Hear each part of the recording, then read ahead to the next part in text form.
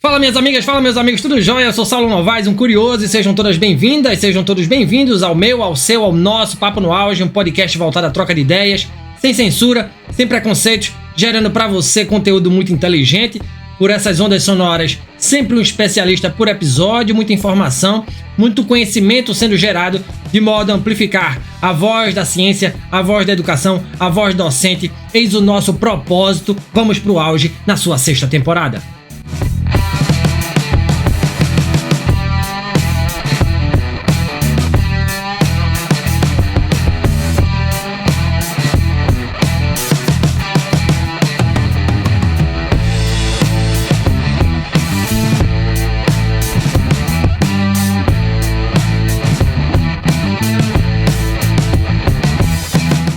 As fake news são um desafio significativo na era da informação, impactando a confiança pública e a reputação de instituições. Em momentos de crise, a propagação de informações falsas pode agravar cenários delicados, tornando essencial uma gestão de crise eficiente. E aí, a comunicação institucional, nesse contexto, desempenha um papel estratégico ao garantir a disseminação de informações precisas, claras e confiáveis. Essa abordagem fortalece a relação com os públicos de interesse e minimiza também os impactos negativos. Por isso, o planejamento comunicacional é um pilar crucial para mitigar riscos e preservar a imagem institucional. Sobre esse tema, o podcast Papo no Auge conversa com a professora Rosângela Florzak. Eu espero ter falado o seu nome corretamente, professora. Docente da PUC do Rio Grande do Sul. A professora Rosângela é doutora e mestra em comunicação pela PUC do Rio Grande do Sul, com especialização em sociologia pela Universidade Federal do Rio Grande do Sul, em comunicação empresarial e em teoria e práticas do ensino pela ISPM Sul. É graduada em comunicação social, jornalismo, pela Universidade Federal de Santa Maria. É sócia-diretora da Verity Consultoria, Cultura do Cuidado para Prevenção e Gestão de Crises. É decana da Escola de Comunicação, Artes e Design da PUC do Rio Grande do Sul. É pesquisadora dos programas de pós-graduação, mestrado e doutorado em Comunicação e em Teologia da PUC também do Rio Grande do Sul. Coordena o grupo de pesquisa Comunicação, Crise e Cuidado do CNPq. É membro do grupo de pesquisa de estudos avançados em comunicação organizacional e do grupo de pesquisa Risco, Crise e Comunicação. Coordena ainda a especialização em comunicação estratégica para a gestão de marca e reputação da PUC do Rio Grande do Sul.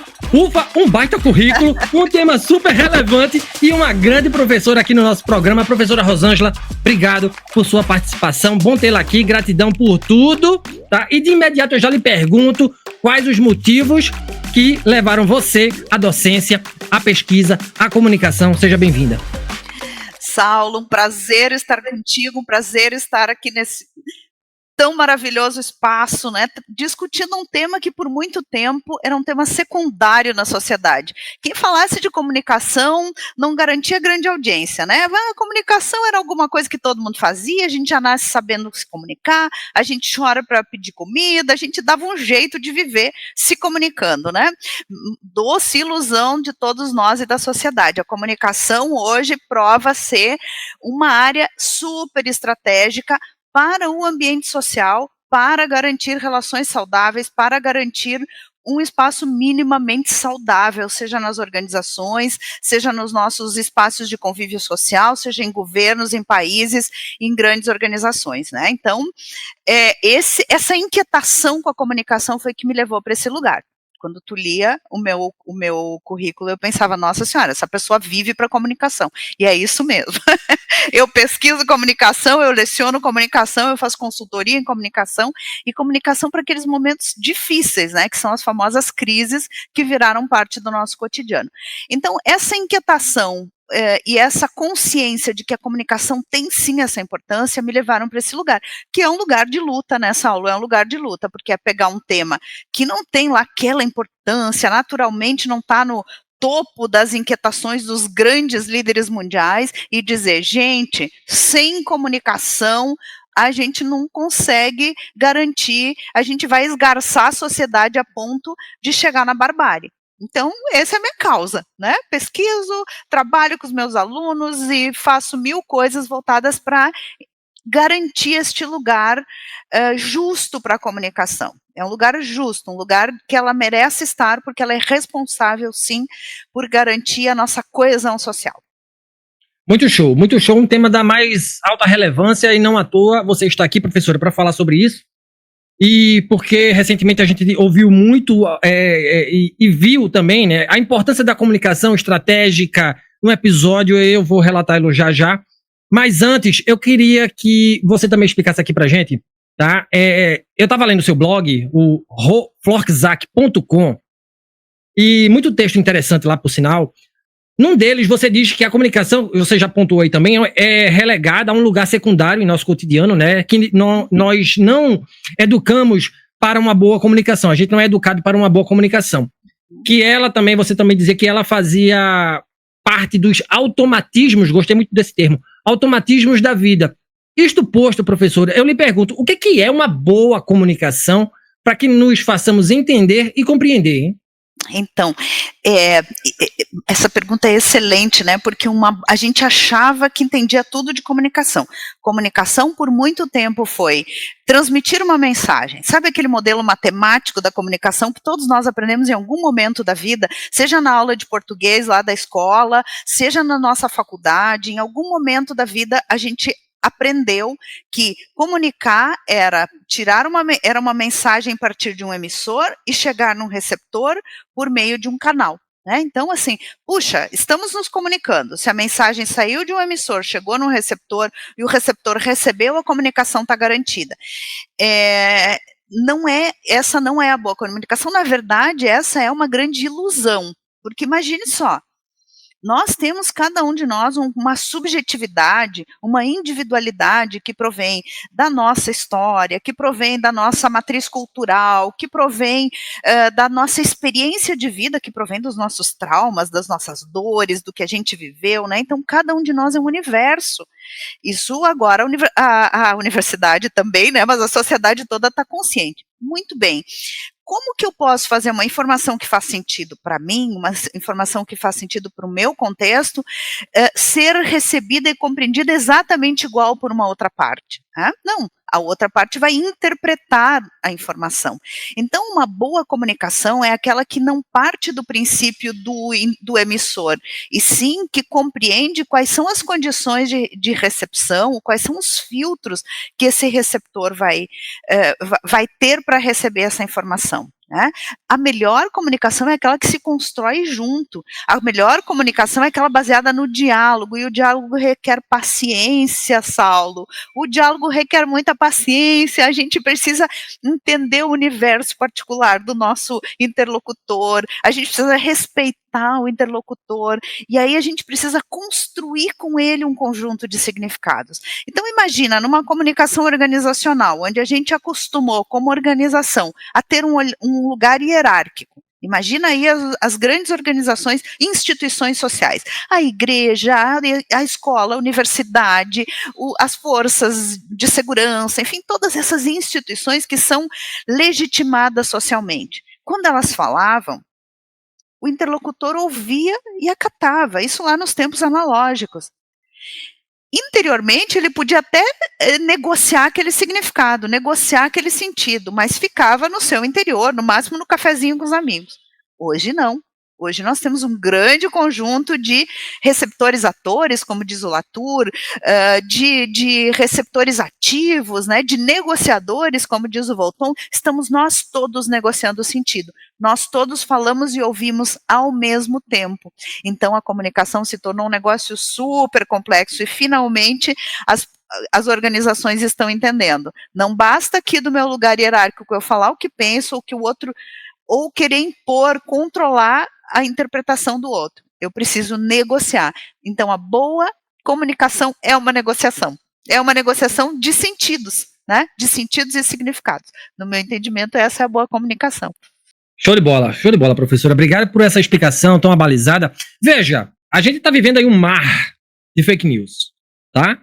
E por que essas fake news ou as fake news, em tempos de comunicação digital de massa, elas são tão nocivas às pessoas e às instituições, hein? Então, outro dia eu lia sobre, eu estava resgatando um psicanalista argentino que eu gosto muito, chamado Pichon Rivière, né? E o Pichon Rivière, já falecido há muito tempo, ele aproximava, né? Ele trabalha com a psicologia social, então ele aproximava a comunicação da psicologia e fazia uma abordagem maravilhosa que eu adoro, né? Eu adoro juntar psicanálise com comunicação e fica uma coisa linda, no meu ponto de vista. Mas o que acontece? O Pichon trabalhava o boato. E o boato, a teoria do boato, tem uma teoria muito sólida no mundo sobre boato. A gente começou a estudar desinformação, né, nesse contexto de fake news abundante, e meio que deixou o boato de lado, a teoria do boato, mas ela é muito linda para nos ajudar a interpretar o que está acontecendo hoje. Por que a tua pergunta é ótima? Por que a fake news é tão nociva? Porque ela trabalha com o que a gente tem de mais primitivo e o que tem de pior no nosso universo simbólico, na nossa psique, como diriam o pessoal das ciências psicológicas, né? Então, assim, por que a fake news dá tão certo? Porque eu sei quais são os medos coletivos hoje. Nós estamos vivendo num mundo que está numa etapa de metamorfose. Metamorfose é assim, tudo muda ao mesmo tempo. Não significa que essa mudança seja ruim, mas ela gera uma insegurança muito grande nos sujeitos, né? Nas pessoas, nos cidadãos. E a fake news vai trabalhar justamente com essa insegurança. Puxa, eu estou perdendo meu chão, eu já não domino a tecnologia como eu dominava antes, a rua parece tão assustadora, então todos aqueles meus medos, tudo aquilo que está dentro da minha insegurança, a fake news vai dizer que vai acontecer, a fake news vai dizer que já aconteceu, a fake news vai colocar terror nas pessoas. Então ela é um instrumento de desagregação social e de intensificação da polarização. Ela está a serviço e hoje nosso grande desafio nessa aula aqui, nós temos aparato tecnológico e de negócio a serviço dessa fake news. Então nós temos as big techs aí fomentando, porque a fake news dá uma audiência danada. Porque eu tenho uma teoria muito bacana que diz que eu acredito em tudo aquilo que converge para os meus medos e para as minhas inseguranças. Está dentro da gente, eu acredito, né? Mesmo que eu disfarce, diga, não, imagina, não vai acontecer, quero parecer mais intelectual. Mas eu tenho aqueles medos, por mais sofisticado que seja meu raciocínio.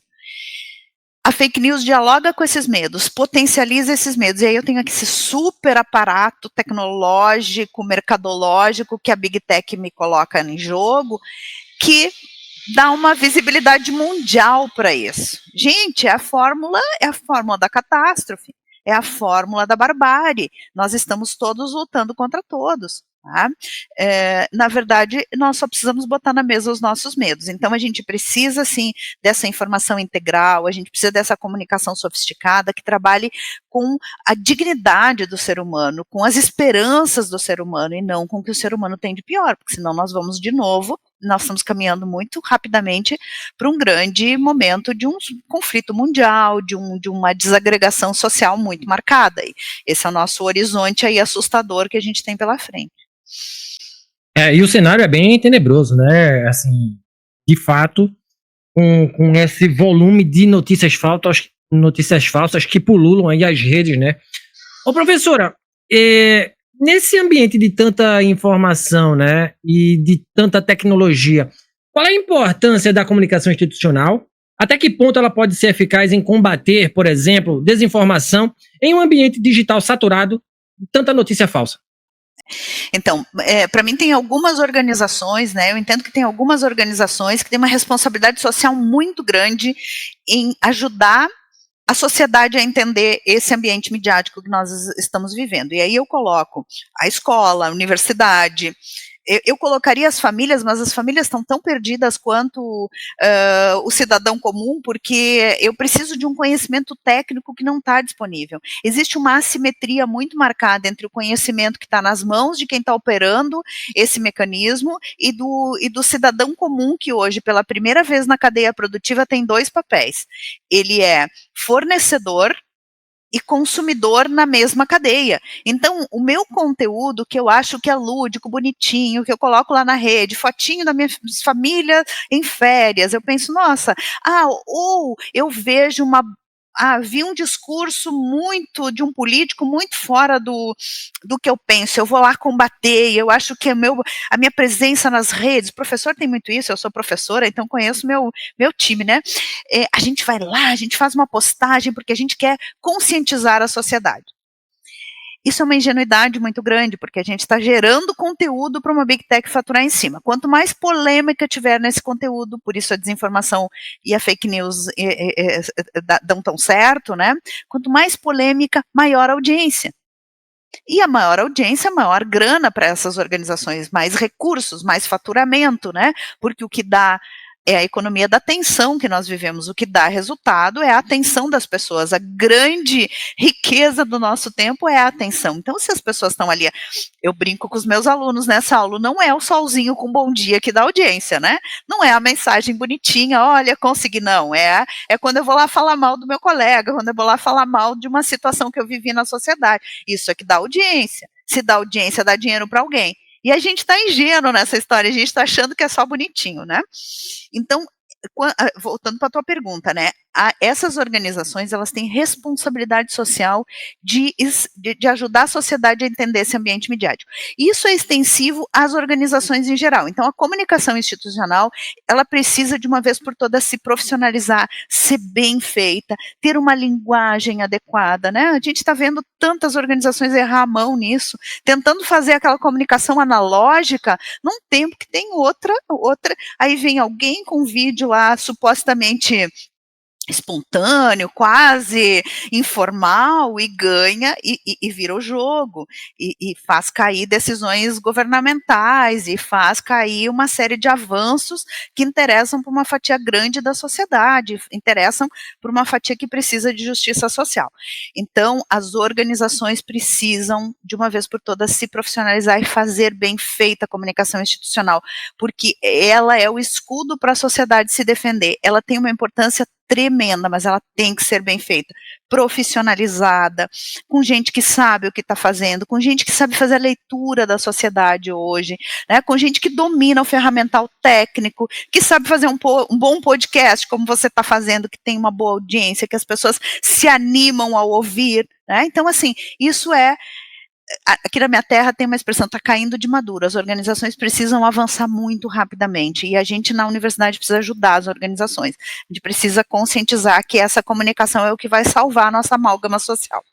Eu falo muito, né, eu começo a me empolgar. Não, e assim, a sua fala é super poderosa, porque, de fato, ela é cirúrgica nesse ponto, em muitos pontos, mas nesse que você fala, que a gente precisa de gente profissional, que entenda de leitura, que faça a leitura de cenário e que coloque isso na prática, porque, de fato, a gente está perdendo terreno para gente que se vale de um discurso contrário, que quer fazer medo, como você pontuou também, e aí a gente muda dinâmicas de um país, a gente muda a política pública, isso é muito complicado. Por outro lado, a gente também está perdendo a mão porque a gente não sabe fazer. A gente não sabe fazer, né? Então, assim, de fato, a gente precisa entender o jogo e jogar o jogo, né? Isso Mas eu vou fazer uma pergunta sobre ética já, né? Por hora, quais são os riscos de uma gestão de crise mal planejada em cenários de fake news, professora? E como isso pode impactar negativamente a percepção pública de uma instituição, por exemplo, uma vez perdida a confiança nas organizações, do ponto de vista da comunicação e da gestão de crise, o que fazer? Né? Como uma instituição pode reagir rapidamente às fake news sem comprometer a credibilidade e a consistência de sua comunicação, hein? Essa pergunta é complexa, mas é muito potente, né? O que eu vejo? Trabalho com gestão de crise desde 2002, então desde que o mundo era outro, né? 2002 não existia as redes sociais como a gente tem hoje, a gente ficava só indignado com a imprensa, né? Então era um outro mundo. O que acontece? Quais são os riscos, né? Eu acho que essa pergunta tem uma potência muito grande e é bom para a gente ir construindo essa consciência. Hoje o grande risco é eu ir para essa briga, para essa luta, para essa guerra, sem conhecer esse cenário e sem conhecer o potencial das ferramentas, sem conhecer o jogo. Né, eu ir para o campo jogar sem conhecer o jogo.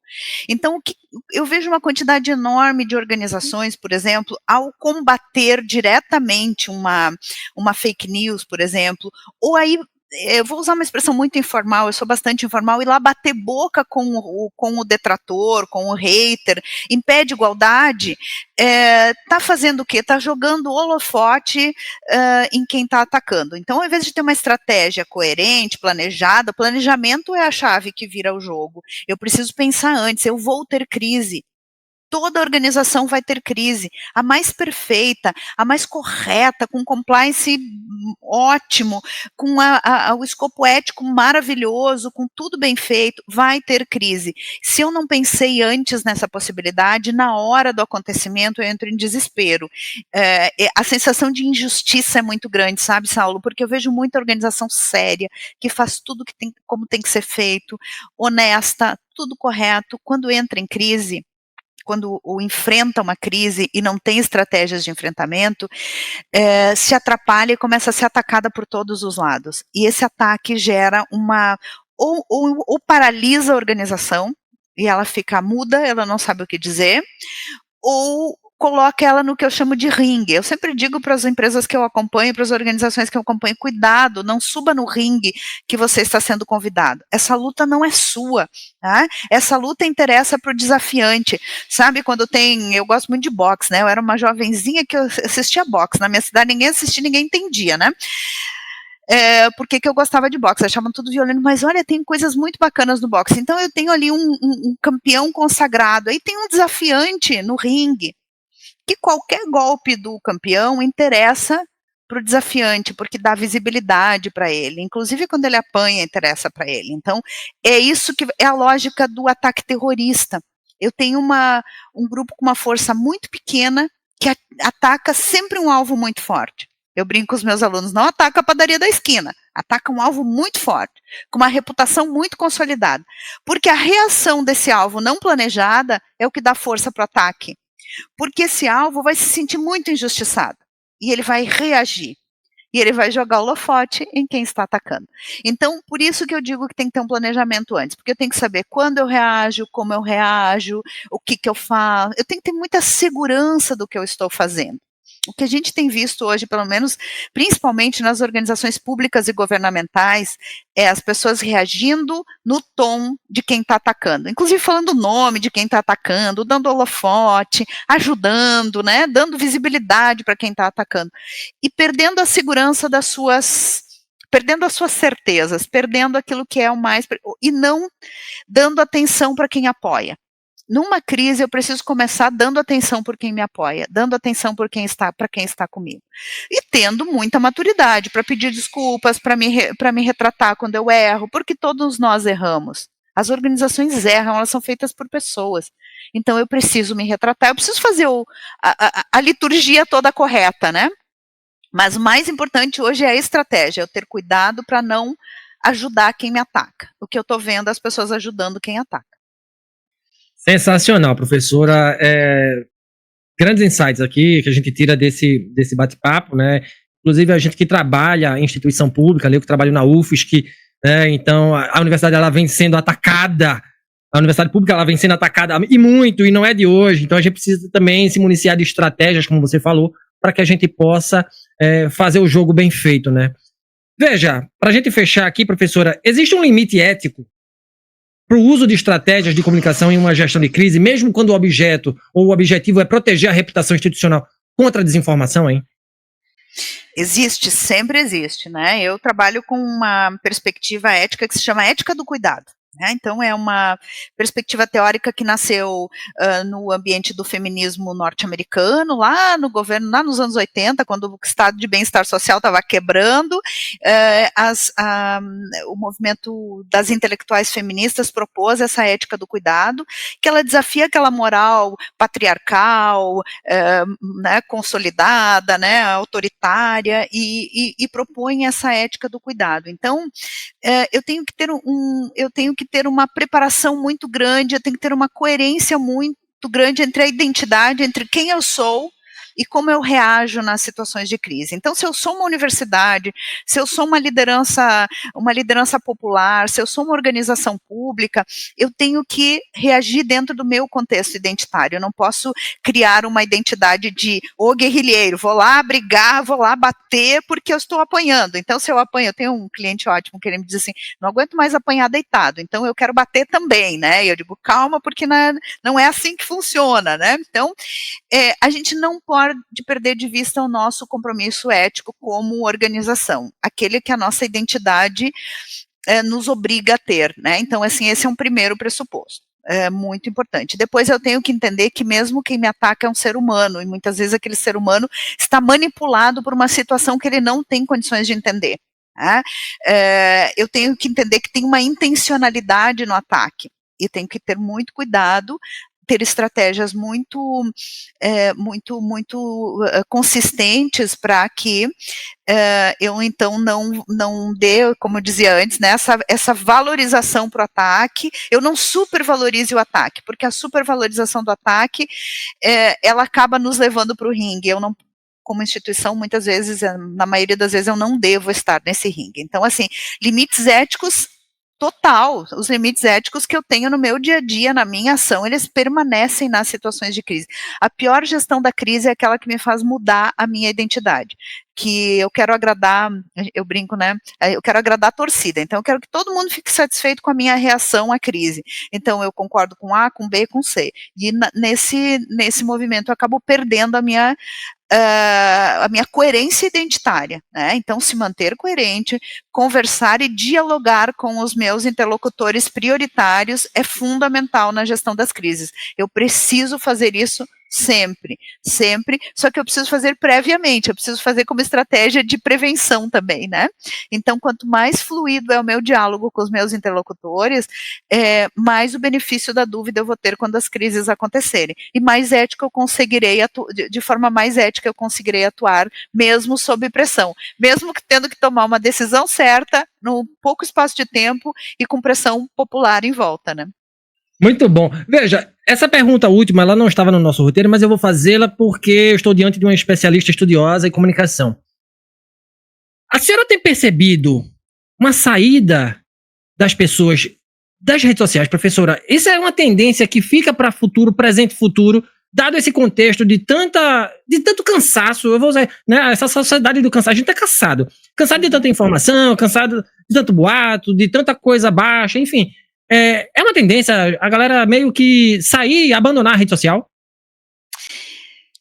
É uma tendência. Eu gostaria, Saulo, que isso fosse produto de construção de consciência, mas acho que não é produto do cansaço mesmo, é produto do cansaço. Mas já é um movimento interessante, porque e se a gente vê em alguns países, né, que não são tão, não se entregam tanto para essas redes, a gente vê uma sociedade menos esgarçada, a gente vê uma sociedade com uma redução de conflito, mas tem uma máquina poderosa querendo manter as pessoas nesse lugar, porque esse é um lugar de controle, né? Esse é um lugar de manipulação. Aquilo que a gente falava da imprensa tradicional em tempos passados, hoje acontece nesse ambiente das redes, né? Ali é um lugar. Então os apelos, a atratividade, ela vai aumentando. O que acontece? É um negócio. Então, quando eu estou perdendo a minha audiência, eu vou criar outras estratégias. Então, a tendência é que se criem redes alternativas que parecem ser alternativas, mas não são tanto,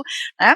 Eu gosto desse movimento meio mundial, assim, que pregam detox de redes, que pregam detox de telas. Eu acho que ali nós temos pistas, que seja pelo cansaço, mas aí nós temos pistas que nos deem tempo de construir a consciência, porque o que a gente precisa como universidade, o que a gente precisa como sociedade, é construir a consciência do que é.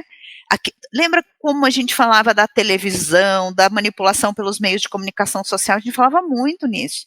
Hoje a gente fala pouco do que está por trás, de que mecanismo é esse das redes, né, do ambiente digital tão organizado assim.